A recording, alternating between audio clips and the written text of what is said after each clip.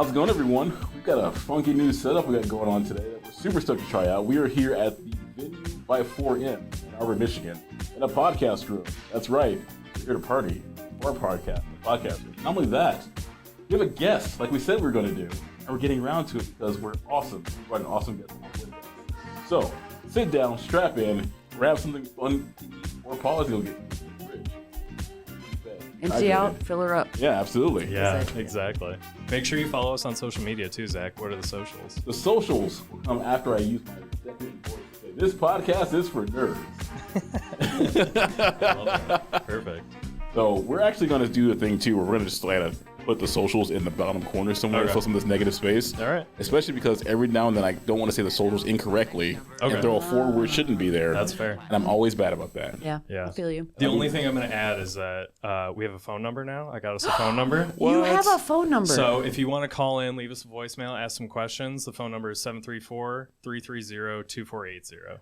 This is terrifying and awesome at the same time. Yeah, I am so for we're gonna this. introduce that. So By the way, whatever you call and say will be put in the podcast. yeah. I'm not editing you at all. Oh, man. Oh, I wish I'd have known that before. I would have had Wonderful. All right, well let's jump into it then. All right, so our very special guest is here. Sometimes when life happens, you don't know how it's going to happen or how it's going to play out.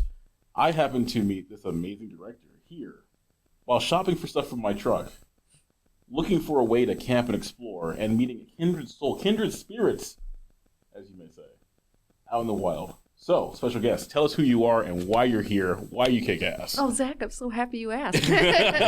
I'm Heather Irvine. I am an Ann Arbor townie that lives in Ypsilanti now, and I'm a writer, producer, director, the founder of Fort Studio B, which is the first time I've ever said that. So check out fortstudiob.com, also on Instagram. Anyways, but filmmaking is my passion. It is my creative explosion for myself. But I love teaching. I teach at WCC as well. I get to talk about horror film and public speaking, which is really fun. Yeah. And as Zach mentioned, I mean, we met at REI and we recognize each other, right? We like just all of a sudden start talking, and it just, it's one of those moments where you just go, I could stand here all day and get paid to talk to you. That's exactly what was almost happening too. Yeah. I think too that was just on the end of the 48 hours. Was it 48-hour film festival? Yeah, it's the 48-hour film competition, and it was the Detroit city, because they happen all over the world, in cities all over the world, and we were participating in. Is that me? Hey-o. Is that me? That was me. Oh, dang. Everyone, phone check. Oh, no, do not disturb. We're gonna have a graphic right across the screen as a phone. There we go. Just hammering a phone to pieces to make sure we remember to do that.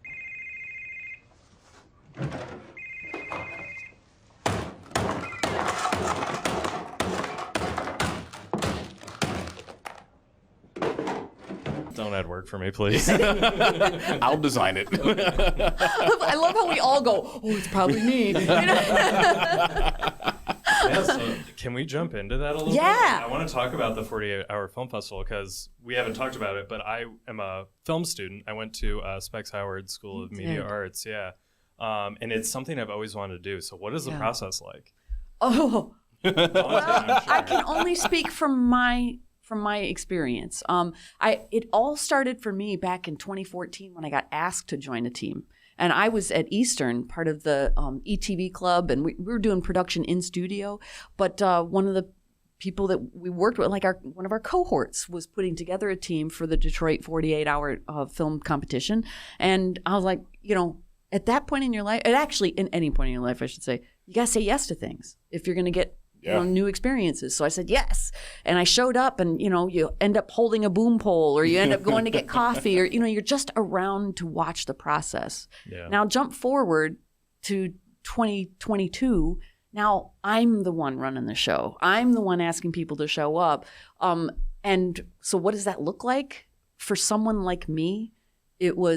I had a crew last year, which was our first film that we got to make after everything shut down. So it was such a time of elation and camaraderie that we just absolutely loved. The weekend was just brilliant. And when 2022 was, like in February, you turn the calendar, you start looking ahead.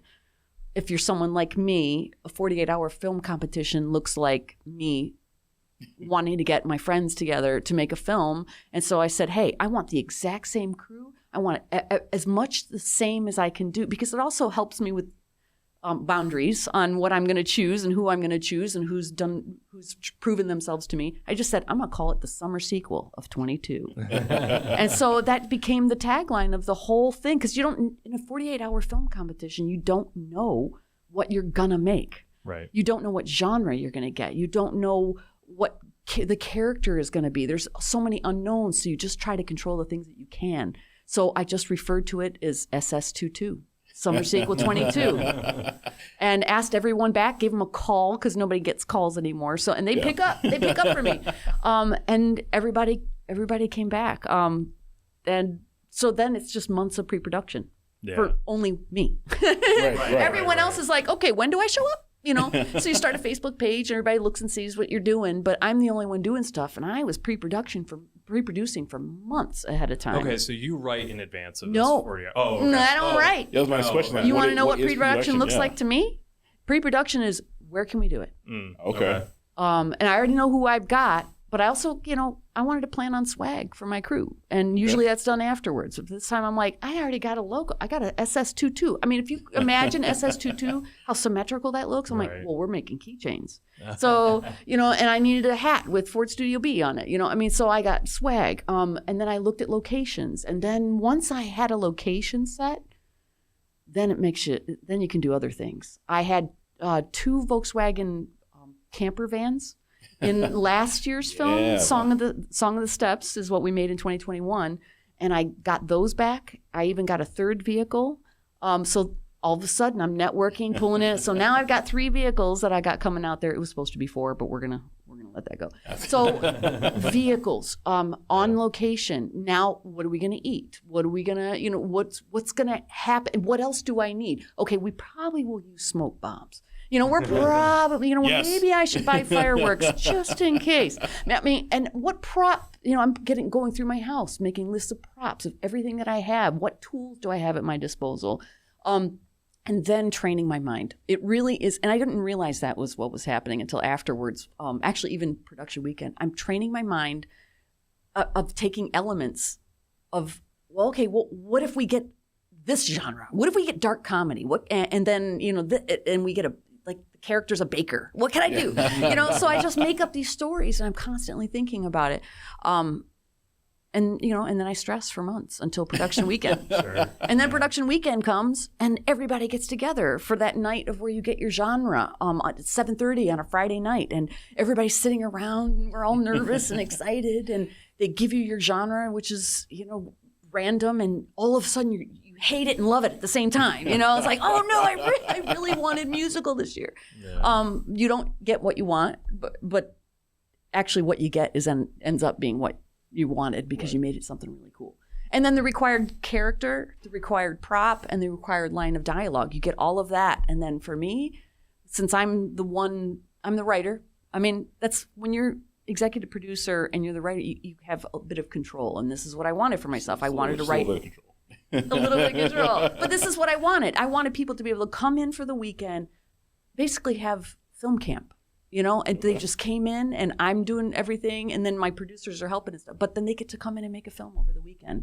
And I get everything covered. Right. And that's the fun part. And then I just kind of take a break, go off and start writing, and I think that's the part that when we talk, it really sinks. It's just like being able to have a thing where people can show up, have a great time. It still has it still has an output. It's still fun. Because that's the one thing too. I think work is work. We all know, you said too, pre-production's a lot of stress. Yeah. But it can be a lot of fun too. Oh gosh. And I could see how much you lit up just talking about it. You were like, yeah, it's a lot of work. I'm super stressed, but it's also the payoff and the fun aspect is well worth it. Oh, it's so worth cool. it. You get back everything you put into it. Yeah. When you really are passionate about it and you've really put so much consideration into it, the payoff is everybody comes and they're excited to be there. And when you involve them in the process of writing, okay, I need an idea for this. And then they go off, think about it, come back, and they say, okay, all right, if I do that and I bend it like this, now it's in the script, and they're a part of it. And then they get to act in it. And then 2 days later, we get to watch it. Yeah. I mean, how cool is that? You write something on a Friday and watch it on a Sunday. Movie engineering. It's awesome. Is what it is. You know, it's chaotic and brilliant because it's chaotic. You know? Yeah, well, it's easy to like look at standard studio productions where you're in production for a long time. You don't see the movie for like 2 or 3 years. Yeah. It's so cool to have that quick turnaround. It's very cool. It really is. This year, the final product was not exactly how I envisioned it, but it's still amazing when you look at it, what we did. I mean, of course, what you see is things that I had been doing for months before, but for the crew, they just came in for the week. It was a beautiful, absolutely brilliant, because that's one thing you can't control is the weather. Yeah, you know, that's true. But it was a brilliant weekend, and we just had the best. We had the best time. Especially so in Michigan. great. Like you can't. Well, even before lunch, you don't. Yeah. Actually, the short story of "Song in the Steps" from 2021 was supposed to rain. Like, I mean, you could see the rain on the radar coming. We knew it was going to rain. We had to get these shots in before it. But I wrote the script imagining that the final scene at the concert, they would be just pelted with rain. Okay. So I wrote it to be in the rain, and then it didn't rain. Oh. So if you watch it, imagine that they're just doing their thing with just rain on their faces. So, you know, I mean, but then Mother Nature decided to change her mind. So, Yeah. but that's all right. Right on. That's okay. You roll with it. Exactly. Right? Yeah. What else? Yeah. What other choice do you have to? Exactly. I love to, just like for those of you who don't know, Heather's wearing a Star Wars shirt. So SS22, all I do is envisioning that in the Star Wars logo, just like coming down as a galaxy in a town far, far away, a story known like any other. One person sets off, starting off holding a boom mic, and then becomes a writer, executive producer of 4B Studio. Oh, this man. is their tale of the 48 hours to whatever. That's such a great idea. I wish I'd thought of it. I'm like a little bit mad that I didn't think about it. But you're right. You that. I mean, but you never know where that inspiration's going to come from. Is I literally was just typing, well, what is this going to be? It's going to be a sequel in the summer of year 22. And it was when I wrote it and I saw it that I went, well, now we're there. You know, we're there. We've got something. So that this whole Star Wars inspiration is, I don't know what's going to happen. That's a great idea, Zach. You mentioned too that you had people coming in. So the crew you worked with before, were they people who were like not like coming in? They were still in Michigan, or they were traveling to Michigan. Kind of where did they come from that you worked with before, and where did you decide your location based on availability and like? Yeah, these are great questions. These are questions that producers ask themselves. What's your epicenter? Yeah. You know, and our epicenter is generally Ypsilanti. Okay. Which happens to be where I'm at, but we all met at Eastern Michigan. Most of us met at Eastern Michigan University, Gotcha. which is right down the street from where I'm at. Ford Studio B is what we're called because that's where we did a lot of our work together, is in Ford Studio B on Eastern's campus. They don't own it.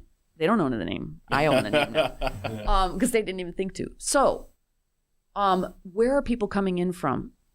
Not out of state. Okay. Well, actually, that's not true. Casey came in from Chicago, the Chicago area. So Casey, my producer, has worked. Now this is the third film I think he's worked with me on. So yeah, he came in for the weekend. Royal Oak, Milan, Wixom, Ann Arbor, Ypsilanti. So, but it's our cohort of students that work together. Nice. So So then where should we shoot if we've got people kind of, scattered about? My goal for this particular year and project was to make it as big as I could possibly do in this amount of time and with my limited budget. Yes. I sold my motorcycle. Okay. I needed a budget. I have to pause it. Yeah. What did you ride? Oh. How long have you been riding? What did you ride? What was? When I graduated, I told myself I wasn't going to get my endorsement until I got my bachelor's degree. And that was in 2017. So I got my diploma one weekend and the very next my endorsement. And then I bought my motorcycle the following week. Nice. And I've always wanted an 80s era Honda. Okay. Always. And because that's my... the Urban Express was my first. The Honda Spree was my second. There you go. And then I had a 1982 Honda Nighthawk. Ooh. Yeah, 650. Okay. And it was beautiful, blue, that I called Hank, if you can imagine the blue beast, because I'm a nerd. And Did you when you drove it, did you imagine the exhaust sound like Kelsey Grammer or like the 90s X-Men cartoon beast?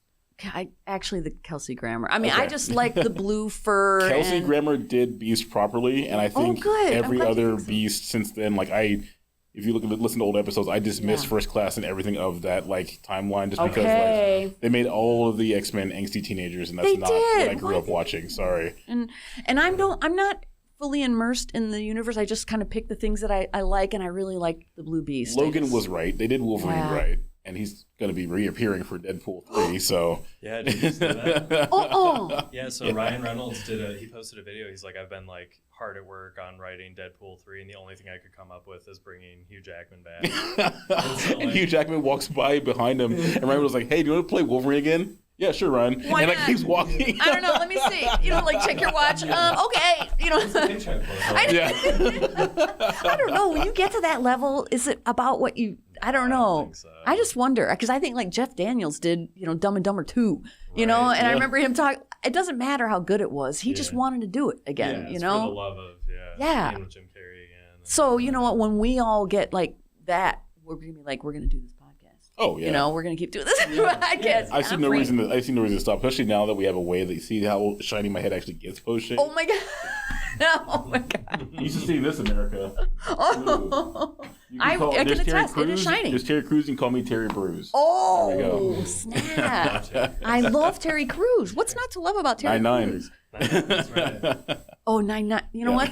I need to get in the know with that show. I need to catch up. It's a great show, and I didn't expect it to be, but like honestly, watching Andy Samberg grow through that show was incredible. Like it was just great. He's really clever. Yeah, I really think he's great. I've come to, after watching it a couple of times, I really come to appreciate Joe Lo Truglio's performance as Boyle.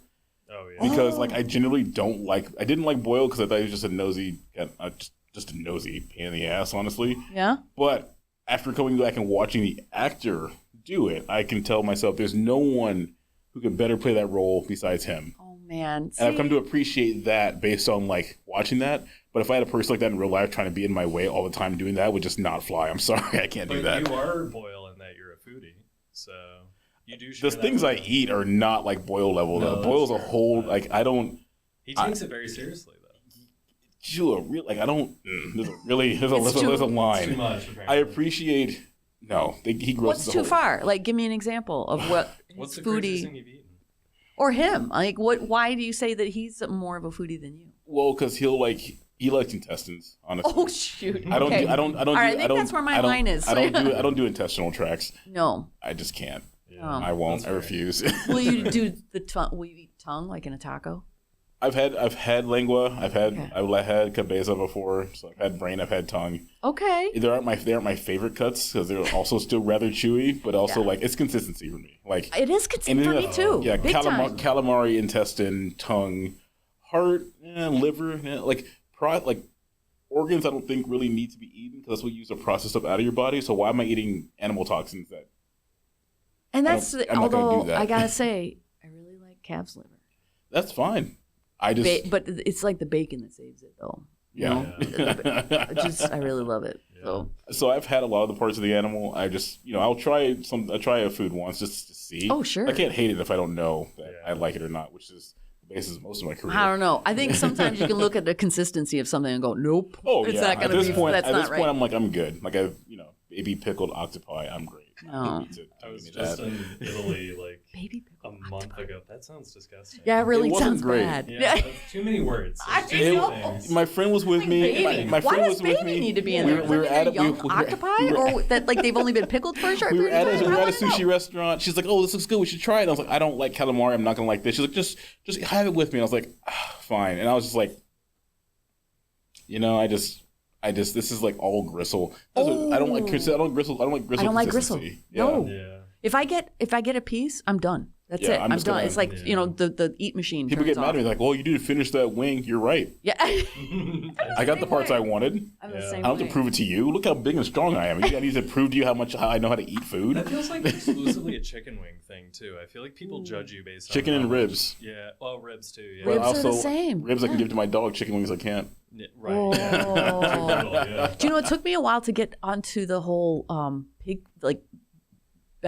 pork belly. Yeah. Because it's all fat, and If now you I'm don't- like all over I it. will say, Bow Boys, Do it tomorrow. when they make their pork belly bao buns, they render the fat perfectly, so there is no like chewy, glutinous nonsense. Also, Ricewood does a great job at pork belly. Ricewood. Where's that? It's like right next to What? it. Yeah. It's Okay, next time. Ricewood has not one but 2 locations, one off of Packard and one off of Maple Road in Ann Arbor. In my own neighborhood. Okay. Yeah. Like where? Because I grew up right on Jackson Avenue. Maple off of the Plum Market. Plum Market. Okay, Yeah. so in the Maple Village Shopping Center. Yep. Yeah. Yep. Where the old Fox Theater used to be, Yes. which is now the Plum Market. Which is not the Plum Market. It is. Yes. Yeah. Okay. Oh yeah, my good friend Brian Duma was like the manager there. He was the coolest thing ever. You know, back then in the '80s, you know, it was like if you were a manager, you got free popcorn to go to the movies, and we just thought he was so cool. So, or at When I least used to did. work at that Plum Market, that's when I found out it was a movie. It was a movie theater before, because the bones of the building of the movie theater are still there. Yeah. So if you look up, you still see like the back galley and everything. It's really wild structure to Oh look at. yeah, and again, that, the movie theater at the mall? The yes, dollar movie I worked theater? right across the hall at the Jonathan B. Pubs. Really? Yeah. Okay. Jonathan B. I Pub. would go there all the time. Oh yeah. That was such a great theater. I miss it. Well, it was okay. Here's the thing. Childhood You work- memories sliced to pieces. Well, I mean, no. I mean, as in the seating experience, yes. Okay. Like as a short person, they were a little bit more, you know, like Yeah. angle. It was a little more stadium seating than Okay. others that had, you know, been around. Yeah. But when you work at the bar across the hall, and the like the horror show, like it ends. Not the horror show. What am I thinking of? It's the Rocky Horror Rocky Picture Horror Show? Picture Show. Yeah. Oh my gosh. When that lets out, you get a rush at like, you know, 2:00 in the morning. You're like, oh man, I'm just ready to go home. Yeah. So that's where That's you know, fair. that's where I come from when it That's comes to fair. that. I So- knew I picked a good pairing for the guest in this podcast. I have zero context. I'm not from Michigan, so I have no idea what any of no, these I things know mean. this place. Yeah, whatsoever. This theater went out a while ago. So Okay. it wouldn't Long be, time. This was I would go there in high school. Like Yeah. I Gotcha. foolishly went to go see Bruno with my girlfriend and her mom, not knowing what that movie was about. Oh, What's Bruno? Oh, now you're gonna have to explain it because I haven't seen it. have Oh, you that's seen right. Borat? Oh yes. Okay, so same guy. Oh, I I'm sorry, forgot. that's enough. Sacha Baron Cohen. Yeah, but it's like exclusively like hardcore gay sex. And her family was very religious, and I was like, "This is a nightmare. I have to get out of here." That's what my Honestly, memory So- at this point, you should just stay there and sit there, just looking dead eye contact the whole time. Yeah. The whole Or time. leave and let them Yeah. hash it out later. Right. You know, just leave. I'll meet you at home. Yeah. So what did you talk about afterwards? Did you go? Dead silence the entire For real? time. Oh yeah. The car ride home was. Yeah. Well, the mom had a newborn and also brought the newborn to the showing. Oh my gosh. I was like, I knew it wasn't going to be like appropriate for a newborn. I didn't know it was going to be that bad, but I was like, probably shouldn't bring the baby. Well, That's you know, not your fault, I though. mean, They didn't do their homework. I'm sorry, Yeah. but I'm like, you know, if I was like 5 rows behind and thinking like I was in this film, you know, Bruno, and somebody was breastfeeding in it, you know, I'm thinking the other side of the story is probably pretty good. They like right. they like to party. That's so funny. Okay. Yeah. So one thing I Yes. want to bring up too, you both indulge in a genre that I don't hang out around too much. I want to know, Calvin, we talked about this a little bit before with you, but now we're going to hear from you. We're going to start kind of do a favorite horror movie, but I'm going to block you both off by timeline. So Okay. your favorite horror movie used to go from, I'm going to say 89 to 96. Oh dang. And for you, Heather, you have to go from 96 to 2005. Ooh, okay. Favorite horror movies. Okay. I can't make it too easy for either of you. 2006. Well, that. You said 89 for me? 89 to 96 for you, and for Heather, 96 to 2005. Okay. I know. That blocks off some of my I favorites. know. I couldn't put it too much in like the.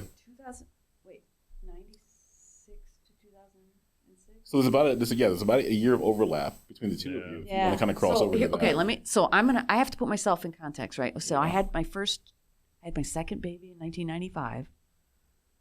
I was playing with. You know, Power so I'm, I was like, playing having to I was fit it playing in with- my I was playing life. with Power Rangers at the time. I was Mighty Morphin. You know what? I don't That's have Mighty any sharp Morphin. objects, but I bet you I could find something.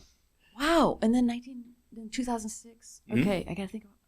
Because I feel like around the 2000s there were a lot of the same type of horror movies, but some kind of popped up, and we had a lot of like not Silent Hill.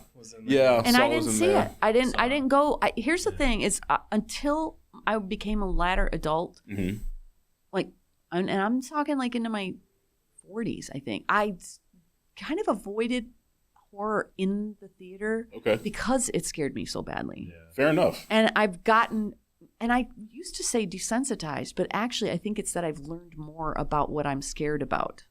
Okay. So I react differently. Let's pivot this then. What changes have you seen in horror over the last, like, since you started liking it to what you see now, to where it started helping separate, I guess, the enjoyment from the actual genuine fear? That's a great question. For me, it was knowing myself. It was when I got sober in 2009. And then I had some time to play with these new sobriety tools and turn them back on me and really learn and think about the things that are important to me and that scare me, and like any trauma that I might have endured. Right. So that started to really change. Actually, I think in the 2010s, like 2010 to present. Okay. And it was things dealing with the occult, again, out of my control. Okay, yeah. Things that I don't want to talk about because I'm afraid they might be real, kind of things. Okay. So The Conjuring comes up to me, but that would be again in that later than the time frame that you gave me. Right. And we can, like I said, this is just to kind of to spark the interest now. Yeah. And we can totally 86 that question. And that's cool. Yeah. But if I looked at a list, I'm trying to think of when. I don't know that I saw many horror films because I had young children. Yeah. You know what I'm saying? Makes sense. So you didn't take a baby to Bruno, basically. I didn't even really see many. Look, when you have young children and you get a night off, I remember thinking, I don't want to go to the movies. Now I'm wasting 2 hours of my time, when I can be, doing something else or sleeping. That's fair. Okay. Yeah. Did something come to mind for you during that time period? Yeah. So, like, for me, horror, my love of horror started, in film in general, it's not picking up now for some reason. How about this? Hey yo. Okay, that's a little better. So my love of horror started, my dad showed me Child's Play. Oh! How old were you? 7, maybe. Did he know it was a scary film? Oh, yeah. He knew what he was doing. He was trying to terrorize me. Okay, so I have my terrorizing story too. So go ahead. Yeah. So that was my love of horror. Came out of this very traumatic, like my dad exposing me to this really fucked up movie. Stuff. So and it kind of fits in with the short film you did in 2019, kind of. I think that's just like that series has like remained really important to me for whatever reason. I think. Well, let's explore whatever reason. What is it? I mean, is it because it was the first time that? Maybe, yeah. I think it's you like the have first strong memories attached to it. Oh, absolutely, yeah. Oh my God, my dad used to like put me in the basement and like close the door and like scream Chucky and like. Not to trauma. Do you need a Xanax right now? Because I mean, it was the birth of my anxiety too. Oh, I'd start fighting straight up. Yeah. Do you talk to him? Is your father still with us? Yes. Okay. Do you talk to him about this? Oh yeah, and he thinks it's hilarious. He thinks it's hilarious. Yeah. Oh yeah. It's so... Do you? Okay. The important question is, do you ever get him back? Oh, all the time. Okay. There we go. Yeah. All right. Yeah, he's gonna get it really good at some point. I've been watching a lot of horror since it's around Halloween, so I've got a ton of stuff I want to show. We could make that our 48-hour movie submission, just let him not know he's even in a movie. Oh, that would be great. He could be like that guy in the meme. He goes, "What the hell is even that?" Yeah, I would. That would make me so happy. But to make a whole film around somebody who doesn't know they're in it, like a total like we would definitely have to make sure that everyone around him knows it's happening. Yes. Otherwise, the real police can show up. Like we have a real problem. Yeah. I love Bowfinger, by the way. I love that film. Love that. I should say, I feel like I'm talking bad about him. That said, he really like pushed me to like get into film. He would he would make all these horror movies with us. He would play as like the killer with me and my cousins. We'd be like 12 years old and he plays the killer. And we're like in our neighborhood at like midnight, not telling our neighbors what's going on. And he's like chasing after us, screaming with a knife and stuff. And like the cops could have been called. Oh my gosh. That would not have happened where I grew up. No? Yeah, no. Oh, no. I grew up in Los Angeles. Oh my gosh. You can't run around with a knife anywhere and have the cops not show you. No. And this was where? This is Ann Arbor. This is Ann Arbor. Yeah. Because now your father went from like, oh my God, who is this person to, oh. That is really sweet. And then we'd show it to like all of our relatives, and they're like, "We're not bringing our kids over here anymore." Like, and now you learn your dad's plan was to secretly make sure no one came into the house. He openly admits he hates kids, so that makes sense. Yeah. Well, it's because he treated you like a tiny adult, is what he did. Absolutely. Yeah. Oh, that's so funny. Yeah. All right, so my terrorizing story was my mother. My parents divorced when I was young, and my mother had this boyfriend, and his name was Ed, and we loved him. So we loved Ed, and he would take us to movies every so often. And I remember he took us to this one film that I didn't know what it was, but he sat me down to watch this film, and it was The Shining. Oh no. And I have a twin brother, okay? And so after that film, and I was horrified. Yeah. I was truly, absolutely, you know that thing where you can't look away because you got to see what's going to happen? Oh, yeah. Because otherwise your imagination is going to be worse than whatever you see. Yeah. And we went home, and I remember David and I, my twin brother, like, I got to go to the bathroom. And he's like, I don't want you to leave me. And I'm like, well, great. You come to the bathroom and you skip behind the shower curtain while I go, and then we'll swap, because we couldn't. And a bathroom, too, after The Shining. Like, those bathrooms, right. That's the worst scene. I know. It's horrible. And there's two bathroom scenes that you're like, ugh. And I mean, we couldn't leave each other's sides for, at least a week. And I'm not even exaggerating. It was like we just went everywhere together because we were just so afraid. Yeah. That and Alien got me pretty good, too. Alien's scary. Yeah. I think for me, my dislike, I would say, of horror is the same reason I don't like a ton of action movies these days now, is how they justify things happening to people that are super not okay. Like sexual assault? There you go. Yeah. I can't sit and watch that. Like, like Last House on the Left, can't. Like, I actually stormed out. I just wasn't feeling it. I can't do that. The original or the remake? The remake. Yeah. We talked about that a couple episodes back too, where I kind of like said, I just don't play that game. And if you can tell a good story, you don't need that those aspects. Yeah. So I agree. I'm out. When it comes to like the more like things that you mentioned, The Conjuring, I kind of laugh at those movies because it's like, okay, you're taking some liberties about like different kinds of faith and like, whoa, look at the CGI on that. Like, whoa, that thing looks really scary. And like, I'm like, my horror experience is there's different monsters that I don't like for a very particular reason. Ooh. Like Casper, you can't punch him. Oh. Everyone else, you have a chance to like at least get a good couple of hits in. Like the fact that Jason hasn't been just shot yet, I know, get. right? Like, nobody shoots him. Like Jamie Lee Curtis is pissed enough to just cap him. What is the problem here? Like, you just he's coming back. No, he's not. Just took off his mask and just like, okay, bye, Jason. He went to space. He fought Freddy. Like at that point, they all became jokes. They went to space. When did that happen? Jason X. Jason X. Yeah. Jason X. Yeah, he was in a space station. They're like, he followed us to space, and it's like, come on, man. But isn't that the trope though? The unkillable monster. I mean, that's just. I mean, Dracula's unkillable. But for in the my most part. mind, like growing up, you have to fight. There is no really flight in you, and like so.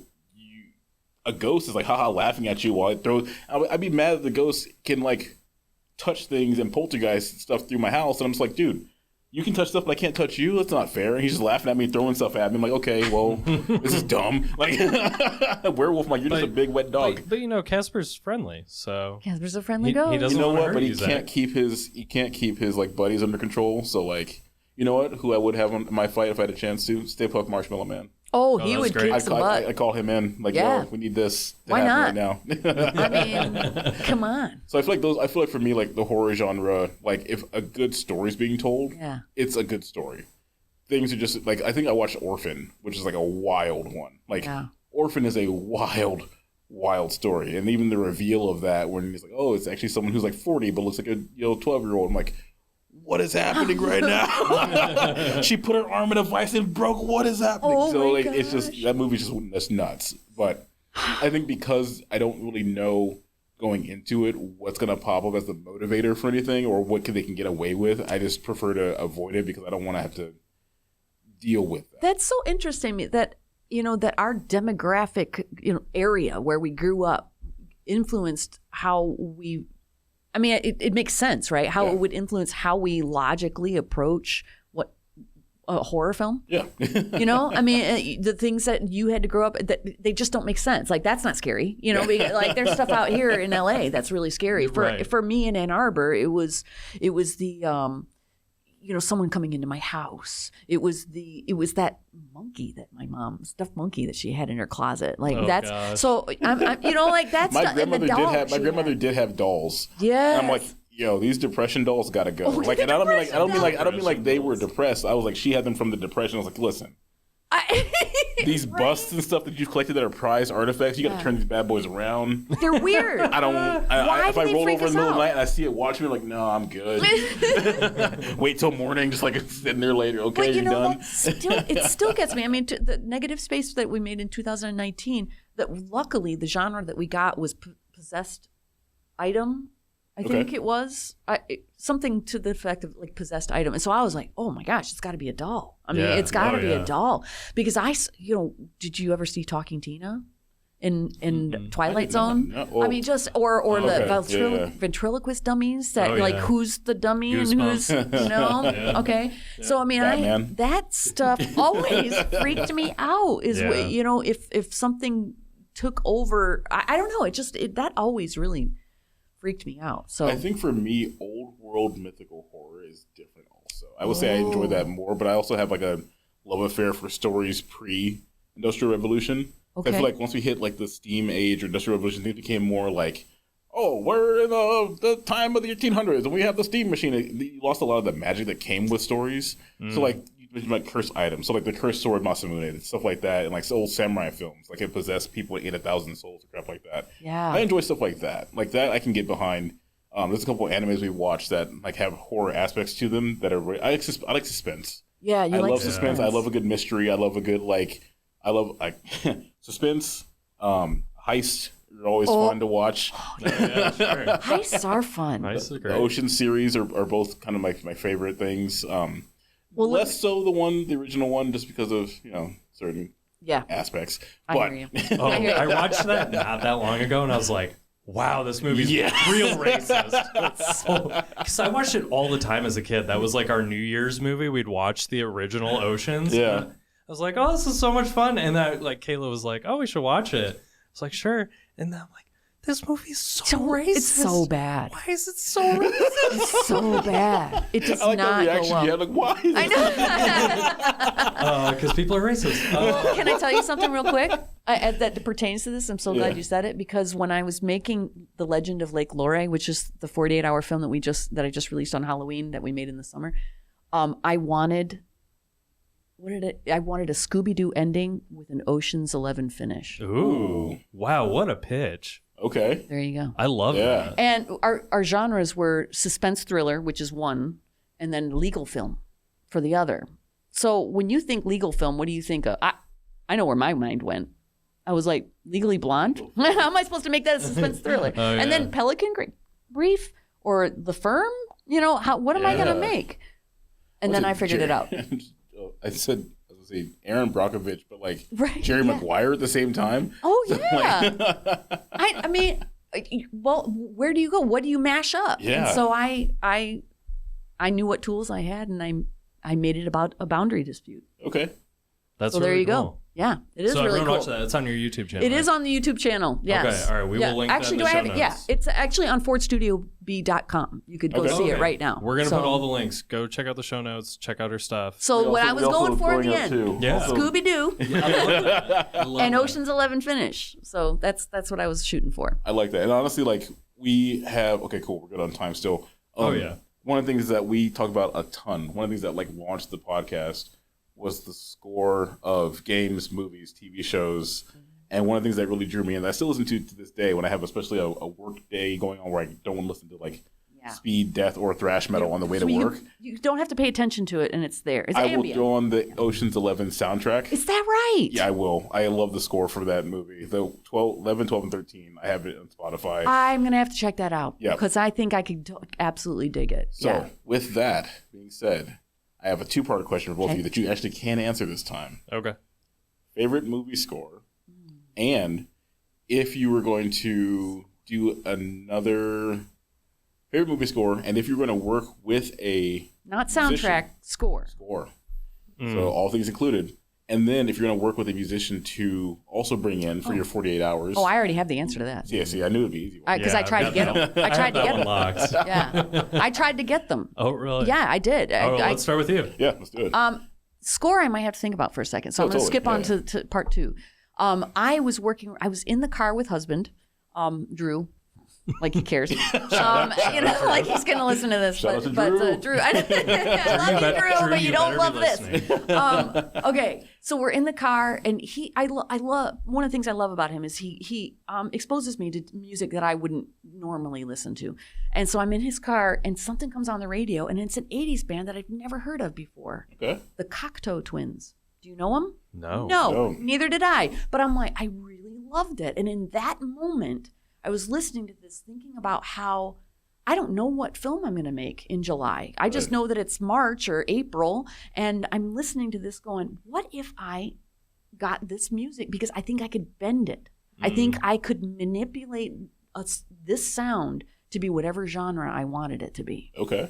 And so I pursued it, got as far, I'm calling London, and London called me back. And it turned out because it's a 48-hour, because I didn't have a script yet, because I didn't have a genre or anything, I'm just saying, I want your song for something. They were like, we need to know more, and it just didn't come together. But the Cocteau Twins, the song is Watchlar. That's the one that I tried to get for my film, and I still like to listen to I now know the Cocteau Twins and a lot of their catalog because of that moment in the car. I was like, I can use this music. That's so cool.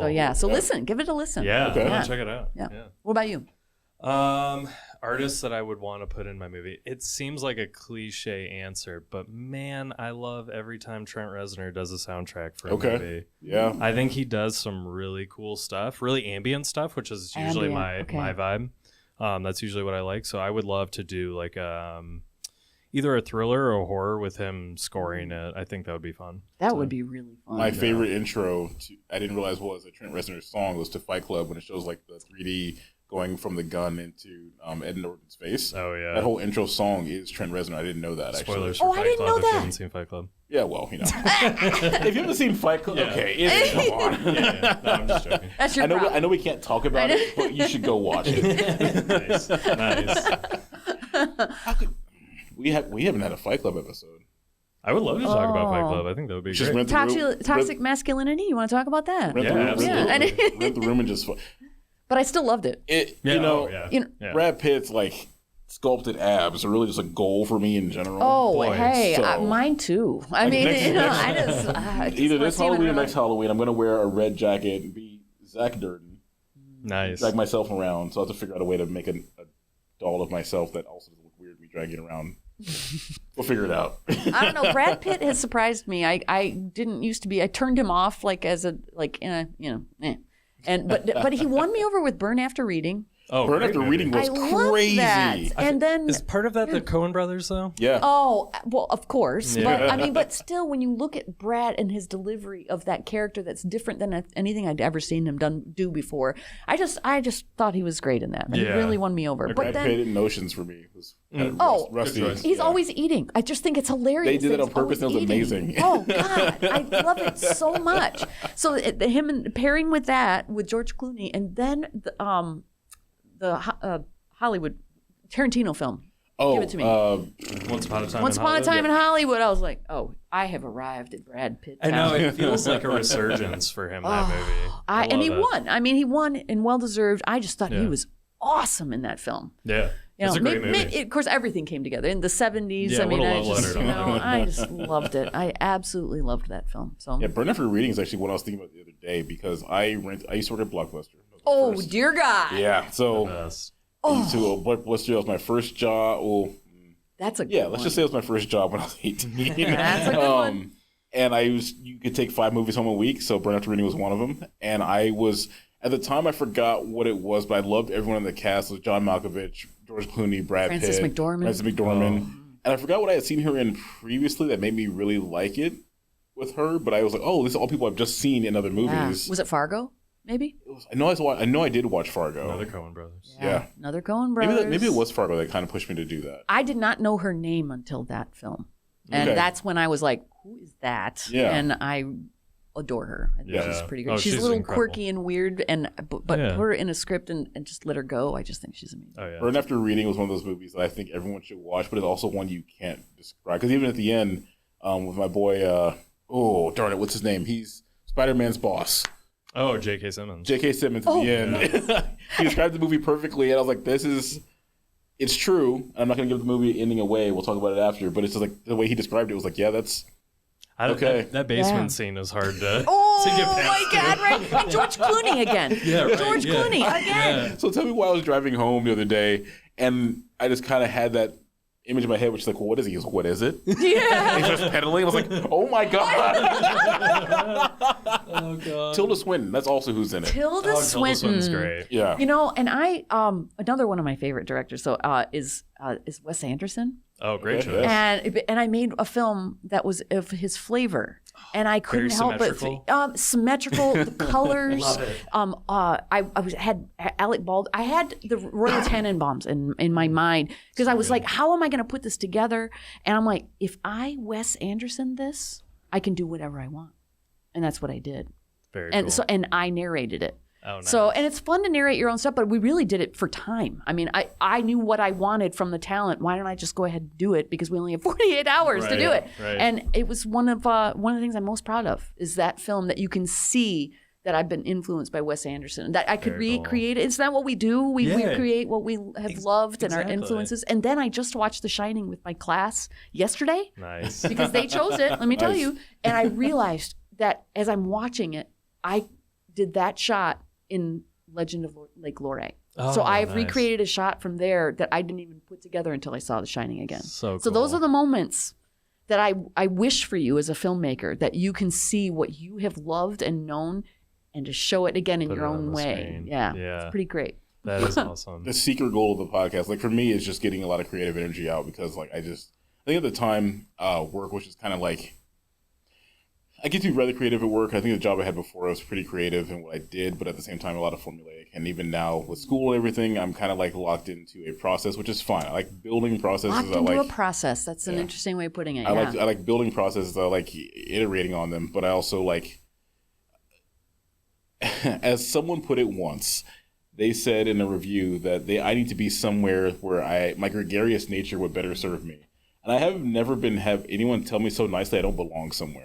And so for me, I was laughing. I was like, what is that supposed to mean? And like, oh, no, it's a good thing you're outgoing. I was like, yeah, you just basically told me to fuck off without really saying it. Oh, man. So, cool. I'm going to start doing fun stuff. And that's what I was like, you know what? Instead of just watching, like, I enjoy watching, like, you know, you guys talking about movies and scores. I grew up with, like, old skater videos and, like, mosh pit scenes. So, doing that, like, even my favorite movie for a while was The Mask. No, sorry, was, I did like The Mask. Ace Ventura 1. Oh, heck yes. Oh, yeah. But my favorite scene was when he brought in Cannibal Corpse and had the whole mosh pit scene. Yeah. Jim Carrey actually brought in Cannibal Corpse for that scene. Did he really? Yes. He's That's awesome. Hardcore metal fan. Oh, my gosh. So for me, I was like, this is the kind of stuff, like, if I can make, like, honestly, somewhat ironic, trashy skate films with my friends, I'm just going to do that. Just to have fun. Can I ask you something, Zach, then? When you think back... Did? Oh, I did. I just said that last week, too. Can I ask you a question? I'm like, I had to do it. I know. And now I'm going to remember to not do that to my customers. So when you think back to that story where somebody told you that your gregarious nature could be, you know, better served at whatever you said. Yeah. Do you still have negative feelings attached to that? I mean, do you still receive it as a fuck off, or were they really trying to?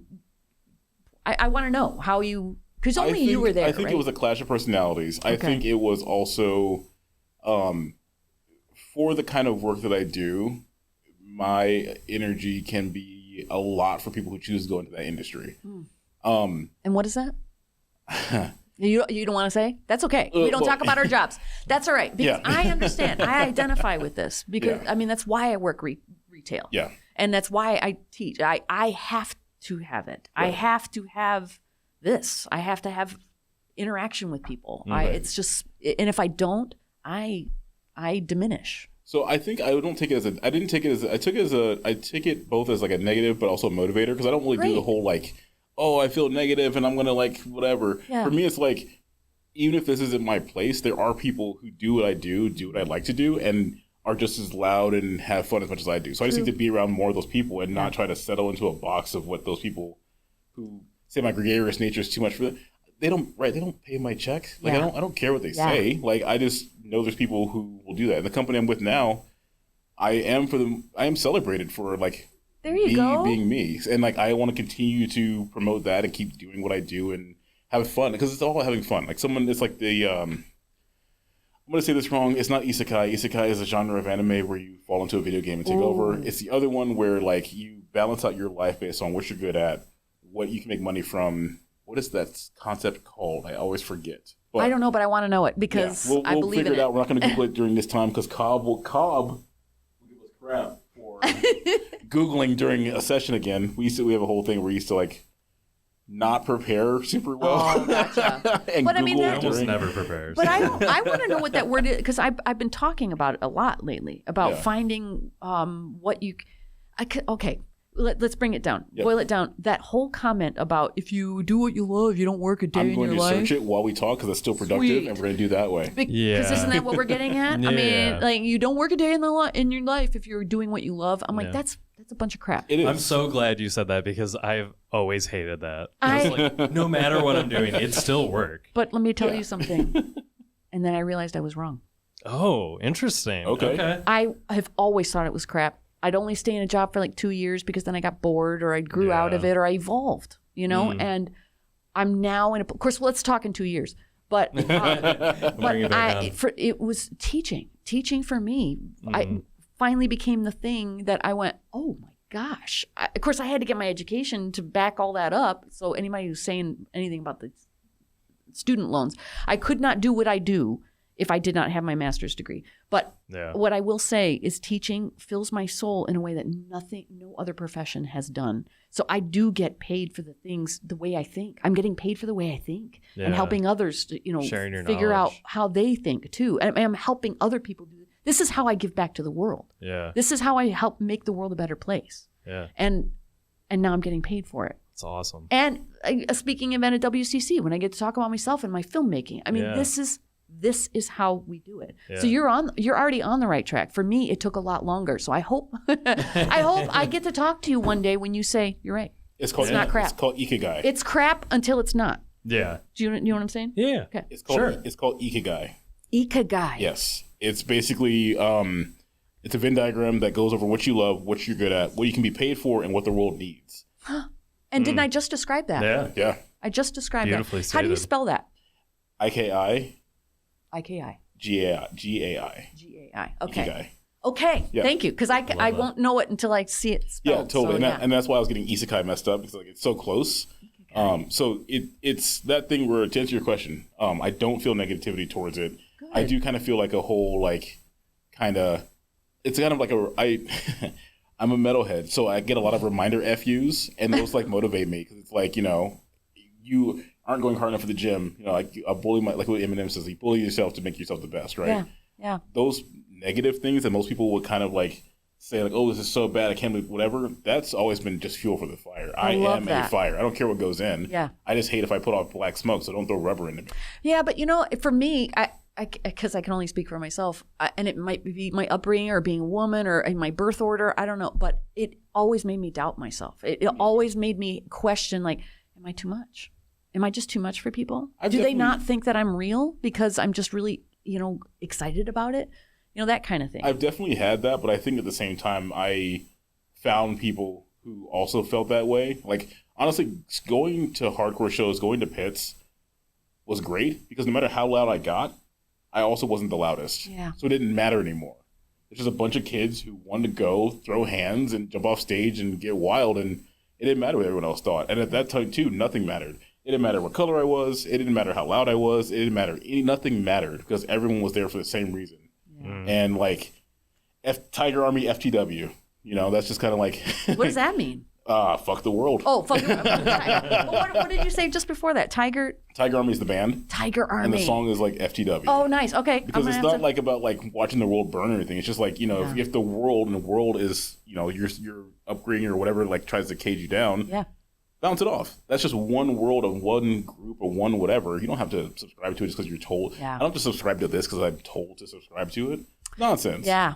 But you know what I think is a great follow-up point to make is that, fuck FTW. Are we swearing? Oh, yeah. Okay, fuck the world. Fuck all of them. But it also, when you need to make those changes, they may not happen immediately. It's got to become part of your ritual, your practice. Absolutely. That it doesn't change on a dime. It changes on a curve. You know, I mean, you got to start heading in that way. It's like that whole thing where you see someone talking about like the path to success. It goes ups and downs. It's not just constantly up. It's just, you know, whatever. We turn this from a movie introspective into a life introspective, which is great because this is the organicness we want out of the podcast. Yeah. That said, I think we may need to have a round 2 with Heather at some point. Oh, fully agree. I thought we were doing 70 or 17 or something like that. We're doing like, you know, we're just adding another person. And then we can talk more about how I sold my motorcycle for my budget for this film. Yeah. See, we literally we can just title this episode "Scratching the Surface with Forward Studio B." Wait, before we wrap up, I want to not do wrapping something. up yet. Oh, we're not. Okay. I was looking at the time and going, we should start. We are getting close. Kind of putting it towards the funnel again. I'm trying to swerve us back a little bit. I appreciate that. Because I have questions for the filmmaker too. But go ahead. Oh yeah. Well, Zach, I want to know what artist you want to work with if you were going to. Yeah, that's right. We answered that question. I want you to answer it. All right. So if I want to work with an artist, I'm gonna have to go with Mike Valley's band. Oh yeah, the skateboarder, right? Yeah. What's his band called? Forgot. Okay. I just recently watched The Hangover, so I know he has a band. And that one scene where he's in is his band. Yeah. And I was like, I forgot about that band, and I would love to have him in there. Awesome. Yeah. Okay. So we've been talking about scores, but do you have soundtracks? Because, I mean, the first soundtrack that pops in my head is Baby Driver for me. I mean, I love to drive things. Great. I love to drive things. And Baby Driver got me. In a similar vein, Drive is probably my favorite soundtrack. That's a good one, too. Yeah. Oh, gosh, is that good? I'm going to throw Ocean's 13 in. Because it has a lot of everything. Okay. It's just movement. Yeah. Oh, I love the contrast of like how everything moves in that. So. And now I'm going to be popping that on and be like, Alexa, Alexa, play me. Watch, somebody's going to listen to this and they're going, Alexa, play the soundtrack. Alexa, play Borat. Oh, no. Don't do it. Don't do it. No. Okay, playing Borat. Alexa, volume to 10. Zach doesn't like horror movies, so we need to recommend him a horror movie that we think he would like. All right. Well, let me just ask then. Let me start this by what I do with my students. Is the very first day of the term, I put in front of them a Google form that I call the FUSS, FUSS. Okay. And it stands for the fucked up shit scale. Okay. Yeah. And then I have them rate. You know, I don't even put what 10 is, but I put like 0 being like, you know, Sesame Street. Right. And where are you on this scale? Because I got to know where we are. Where do you think, if I'm going to recommend a horror film to you, where on the fuss scale should it be for you? Like fucked up shit being 10. I would say, honestly, like a 3 or 4. Oh, dang.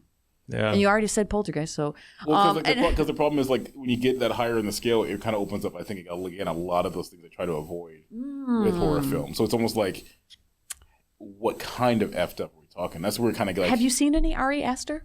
I was just going to say that would be a good recommendation. I don't think so, no. No, I'm just going to say no, I have not. Yeah. He's one of my favorite directors right now. So which one of his films are you most drawn to? Because I could say 2 right now. Yeah, well, I go to his. Have you seen his student films that he did? No, and I'm kind of saving it because Hereditary Hereditary rated by my students is somewhere between an 8 and a 10 for them. The name I've heard the title. I did not know Ari Aster before Hereditary, even though I'd already seen Midsommar. It's like it took Hereditary for me to go, oh my God, this guy's amazing. Yeah. And so I haven't seen his stuff because it really messes me up. It really messes me up. It drains you. I can think of like 3 movies where I've considered walking out of the theater. And the scene in Hereditary, Yes. you know the one I'm talking about. Is it this one? The drive scene. Oh, that one's good too. That was for me. It was this. That also really tough. But that moment, I was like, oh, I might need to leave. So that one messed me up in the head. I guess I just don't enjoy those feelings that you're both talking about. Yeah. And I think it comes to a lot of background too. Like previous to this, the career I was going into had a lot of like actual life-threatening stuff. Yeah. So in general, the concept of being afraid doesn't do much for me because sitting and being afraid isn't really like. Well, then let me ask you this: have you seen Jordan Peele's? He produced the most recent Candyman sequel. I have not. Have you seen it? Have you seen the I have not. Candyman sequel? No. I had not seen it. There? No, they waved to us. Oh. Yeah. We've got people watching us. I'm a big Jordan Peele fan. Yeah. Loved Nope. Nope was and great. considering how I can put him in my curriculum, but I did not know that he had made a Candyman film. Okay. And so I watched his film and then went back and watched the original because it is a true sequel. Okay. And he explains Candyman, and I really loved his perspective. And it's an inner city. It was about a place that actually existed, and I don't know. I mean, I wonder if it's something just one of those things that I just don't. Because it is lore. It's lore. Yeah, I guess for me, it's like one of those things that I didn't need to explore the concept of fear. Oh my gosh! It's just nothing I never really like indulged in. I feel like I want to hug you. Like, it's gonna be okay. It's just one of those things I never like. I told my buddy of mine that like we'll talk about stories that happened when we were kids, like things we've seen, and it's just like. Most people will be like, "Oh my God, are you okay?" And we're just like, "Oh, that was just another day." That was just Tuesday. Huh? We're good, right? Yeah, we're fine. How do you think that's formed you? Like, how does that affect you as just that you're not really afraid of things? Are you hyper aware of things, or definitely hyper aware? I think a lot of. I guess I'll also preface this also that my family has a military background, so a lot of run towards mindset. A lot of run towards mindset. Run towards shield and protect kind of was the basis of a lot of my and this is what Barbarian had me ask myself. Probably one of my favorite horror movies in the past like 5-6 years. And it's available, I think, on HBO Max. Schwarzenegger did. No. Oh my God! Good one. That is a great I got it. I love that I got that one. You've seen Whitest Kids You Know? Yeah. Okay, so one of the members made this horror movie. I don't want to say really anything. Okay. I don't know if you would enjoy it. Did we briefly talk about it, actually? I don't know that he would either. I know you brought this up recently. Yeah, the last episode we were talking about like what we've been watching. I've seen it twice now. I've only seen it the one time. I'm waiting again. I want to give it a little more space. Boy, it is just like, I think, I don't know that you would enjoy it, but just from like a writing standpoint, man, it just flips the typical narrative structure on its head. We did. We did talk about that. Yeah. And that's why another one of those things where it's like that fight, shield, protect. Okay, so fight, shield, protect mindset really kind of like changed my career path. And we can talk about that a little bit more at length after the podcast. But I'm not really sure there's any horror movie you could recommend me that I'd be like, yeah. Calvin's great at recommending movies, but this is not a genre that I can sync or vibe with. I have one that I think you won't hate. And that is more in line with like what you enjoy. Okay. So you want like pre-industrial revolution type horror. Yeah. Not something super scary. I would recommend, and this is a buddy of Ari Aster's who we were just talking about. Robert Eggers did this awesome movie called The Witch. I was just thinking about it. Yeah, it's an awesome movie, just like kind of culty, but very slow burn. It's not crazy, super violent. No, not really the jump scare type. Not at all. Okay. Not at all. Jump scares, I would say, jump scares in general just make me laugh. Yeah. Because again, like if you see all the movies or the memes where people jump scaring people and they end up getting punched, that's kind of what would happen if you jump scared me. Like, it's not even on purpose. I'm not trying to hurt people. Yeah. It's just like. Whoa! Where'd that come from? The Witch is a good one. The Witch is a good suggestion, and I think one that you could explore. Yeah. And interestingly, when I saw The Shining, if you watch The Shining not for the scare, but for the cinematic value that it offers, I'd not seen The Shining in a really long time because I've seen it. It was my one film, and I knew it. I knew this film, but I also don't know this film as a 53-year-old person now that's been sober for a while, and alcoholism is a huge part of that story Yeah. that I did not relate to as a young person. And now I'm watching it, understanding how he is not sober. That's what that is he is acting drunk. Right. And then the ghosts come in. But then Grady lets him out of the cooler. But it's what I'm seeing. It's the way the story is told visually that I find so. I'd never seen it with my director eyes until yesterday. Yeah. And it was really incredible to watch. I mean, an elevator full of blood. Right. I mean, what an incredible. I remember thinking, oh my God, what the heck? How would you get so much blood in there? And now I'm just like, no, it's right. I mean, it's just wow. My mind goes straight to it's going to get in the carpet. I think in that gorgeous carpet geometric. Gotta steam it out, and it's, here we go. You just can't have to rip that out. That's in the floorboards. But now. do you watch The Shining with your director eyes, or do you watch it as a horror film fan? How do you watch it? That's interesting. I think because that movie's so elevated. I think it's not like the tip. I think of a lot of horror. I think it can be like seen as like not. It's not cinema. Like people kind of look down on horror. Absolutely, they do. Yeah, but those like it's The Shining wholesome. is not one of those. So I think you can do both, but I think I lean towards the more director eyes because I'm always looking at like his shot composition in that movie is like perfect. It's beautiful. The scene where he's like riding the tricycle down the hallways. Isn't that incredible? Oh, just at his level too. They had to make a rig for that to work. yeah, it's so cool. Isn't that so awesome? cool. Yeah. And just like the way the carpet is set up, like it just such a beautiful film. And then of course the Steadicam that they use in that, and that it makes you feel how big it is and how isolated they are. Yeah. And that, when the beginning of the film is panoramic views of this incredible, the mountain-esque, but you can see the helicopter blade going, but you get the feeling, they have to drive all the way there. And if you read the book, I mean, they really were hoping their car was going to get them there, Right. I mean, just how far out they were and just by themselves. And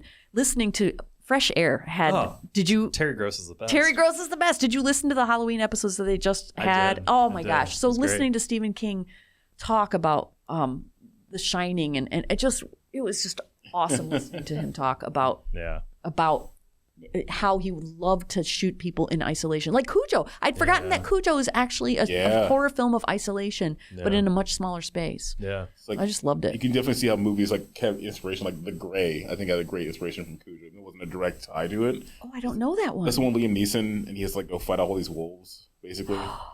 Yes. I think I have seen it, but I've forgotten It's not a direct, this is inspired by this, but definitely Cujo kind of plays as far as the setup, you're all alone, all that rescue stuff. We have 9 minutes to be out of this room. Okay. I do not want to stop this. We will definitely have a part 2. Yeah. I would love that. Featuring Heather Irvine from 4B Studios at 4B Studios on Instagram and at 4bstudios.com. Ford Studio B. Ford Studio B. Ignore everything I said, put the B after. Otherwise, we'll say 4B Studios. Just check the show notes. It's all in there. Make sure you follow. I've got a logo and everything. There you go. Love it. We're going to come back next time with SS22 Star Wars intro. We'll figure out how to do that. That's right. That would just make me so happy. I need to get back into animating things for the podcast because, as you all know before, I did almost it on my phone. This phone doesn't have a stylus anymore, so I've been kind of screwed. So, yeah, we'll be getting back into that pretty soon. Any closing thoughts or regards for our guest? Anything you want to talk about you're working on going forward? Well, I've got some ideas for what I want to do for next year. Okay. Nothing you can say. I'd like to make it like a reunion. Okay. And have everybody involved. Part 3. But, yeah, we'll see. If you need SS23? If you need any drone establishing shots, someone just got licensed. Dude. We'll see. I mean, I've only sent 2 emails about it, and I'm waiting for something to come back. So we'll see. TBD. Yep.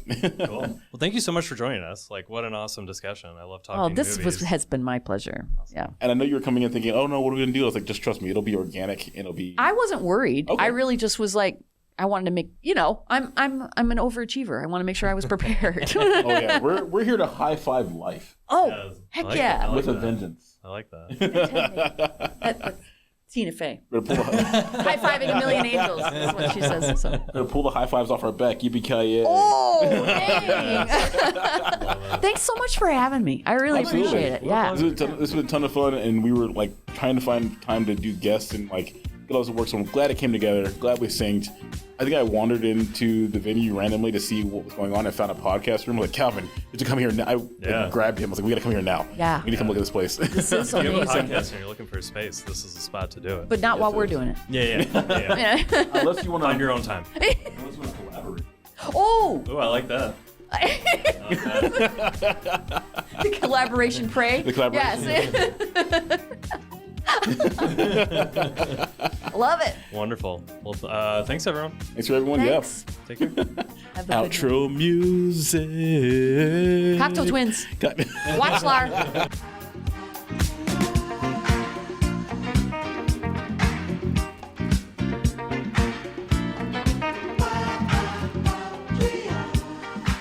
And now for my next number, I'd like to return to the classics.